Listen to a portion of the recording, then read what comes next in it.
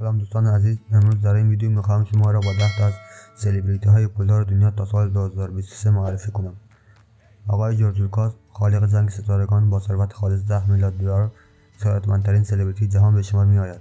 دومین کارگردان پولدار جهان استیون اسپیلبرگ، کارگردان آرواره‌ها، پارک ژوراسیک و به تازگی فابلمن‌ها با دارایی خالص 8 میلیارد دلاری در لیست ما نفر دوم هستند. مجری برنامه تلویزیونی اوپرا وینفری، مجری قول رسانه‌ای، نویسنده، دارای ثروت خالص 3.5 میلیارد دلاری، نفر سوم در لیست ما قرار دارند. نفر چهارم جامی گرد، نیکوکار میلیاردر. جامی گرد، بازیگر، نیکوکار، صاحب یک تیم ورزشی با ثروت خالص 3 میلیارد دلار که در لیست پولدارترین سلبریتی جهان است. نفر پنجم پولدارترین ستاره رپ جی زی ممکن است مشکلات زیادی داشته باشد، ولی قطعا پول یکی از آنها نیست. ستاره رپ دارای درآمد خالص 2 میلیارد دلار هست.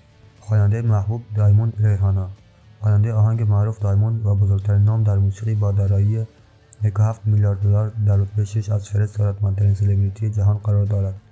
نفر هفتم که قطعا همه میشناسند، یکی از پرسر و صداترین سلبریتی های دنیا، خانم کیم کارداشیان یکی از بزرگترین نام های روی زمین، ستاره رئالیتی است که دارایی خالص 1.4 میلیارد دلار دارد.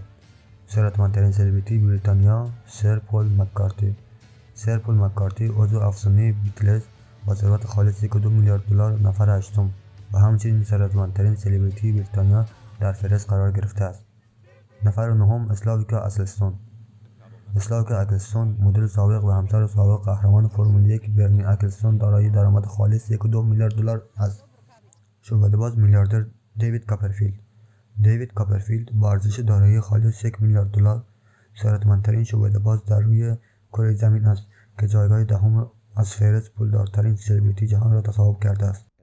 خیلی ممنون که این ویدیو را تا آخر تماشا کردین. لایک و سابسکرایب یادتون نره تا ویدیوهای بعدی ما را از دست ندهید.